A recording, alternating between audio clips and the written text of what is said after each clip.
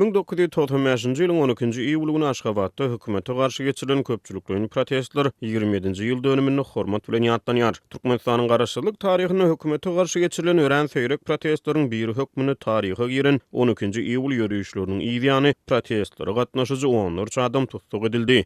Yine şonça adam ulak möhletli türme tutulgyna hökm edildi. Türkmen türmelerine zorlukly ýitirmedilenleriň ykbalyny ünsi çekýän olary diýir görkeziň halkara kampaniýasy 12-nji iýul protestleriniň guramaçylarynyň biri bolan Gulugelde Ananýasowy öz sanawyna goşdy. Halkara hukuk goraýjy toporlar ençe meýil bäri Ananýasowyň türmeden boşadylymagyna çagyryp gelýär. Sowet Soýuzynyň dargamagyndan 4 ýyl gulay wagt soňra Türkmen döwleti ýa bir garaşsyzlyk alyp ýurdun çägini özüge pikirler häkimetler tarapyndan heniz dolup basylyp ýatyrylmanyka guramalaşdyrylan 12-nji iýul köpçülik ýürüýüşi fiýinçilere görä halk hakydatyny henizem ýaşaýar. Şaýatlaryň gurrun bermegine görä 27 ýyl mundan azal 12-nji iýulda ýer bilen ýüzlerçe demonstrant Aşgabatyň Hitrovka diýilip tanalýan sewitine üýüşüp paýtagtyň merkezine tarap ýürüýüşe geçýär. Ýürüýüşe gatnaşyjylar ýurtda ýaramadlaşan durmuş ykdysady şertler sebäpli şol wagtky prezident Saparmurat Niýazowyň ýol başlygynaky Türkmen hökümetini ýyşden çekilmäge çagyrýar. İlk başda protestlere ýurdun durly sewitlerinden 15 000 adamyň gatnaşmagyna garaşlýar.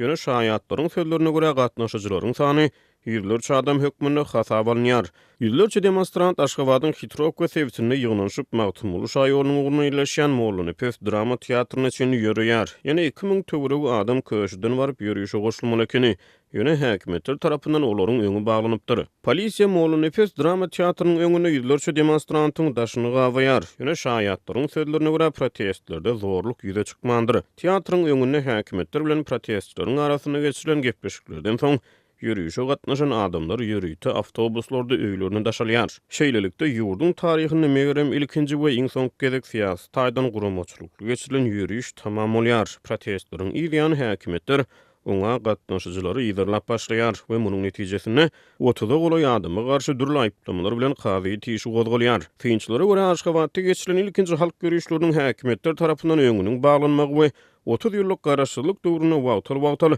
dürli adamlar toporlarynyň hukuk goraýjy toporlary görä syýasy matlaplar bilen dürli aýplamalar esasyny uzak möhletli türme tutulgyna hökm edilmegi Aşgabatda bina edilen Türkmen rejiminiň düýbüni mäkän berkitdi. Azatlyk radiosu Aşgabatda geçirilen 12-nji iýul protestlerini ýatlap Pragada ýaşaýan türkmen ýazgysy we syýynçy Hudaýberdi Haly bilen söhbetdeş boldy. 12-nji iýul güni ertir ýerlerdäki owalardan Aşgabatyň etegindäki ýerlerden köşi hem şor diýilen taraplardan adamlar, ýaşlar topor bolup gaýdypdyrlar, köplük bolup gaýdypdyrlar. Olaryň bir näçesini ýolda saklapdyrlar, ýöne şu Aşgabatyň merkezine gelip ýetenler köp. Ol bir aýratyn sapak boldy, taryhyň bir aýratyn sapagy, ony ýatdan çykaryp bolmaz. Şol insanlar hökümetiň alyp barýan siýasatynyň kanagatly däldigini, şol hökümet siýasaty bilen alalyşyp bolmaýanlygyny aýtdylar, hem şu arada listowka ýaratdylar.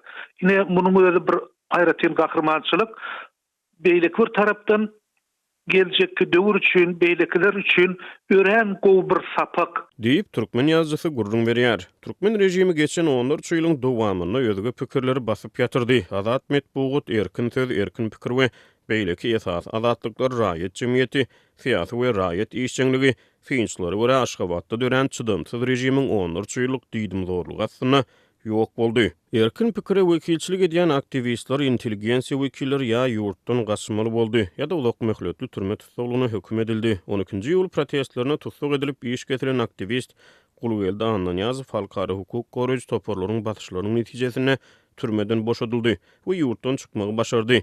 Ýöne ýurtda 2007-nji ýylda prezident çalşyp Gurbanyny Berdimuhammedow häkimet başyna geçenden soň köplere görä häkimetleriň maýylganlyk wagdalaryny ynanyp ýurda dolandy. Ýöne desine gaýtadan tutsak edildi we ýene azatlykdan mahrum edildi. Ananýazow ýurdun daşynda wagty 2002-nji ýylyň noýabryna Azatlyk radiosuna beren interwýusynda şol döwrüň ýurt içindäki syýasy, ykdysady we jemgyýetçilik howatyny şeýle suratlandyrdy. Halkyň ýagdaýyny günnäki çöregini günne zordan tapýar. Hemme millet yaraly gaplan ýaly harlaşyp ýörýär diýip aktivist 20 ýyl mundan ozal Azatlyk radiosuna gurrun berdi.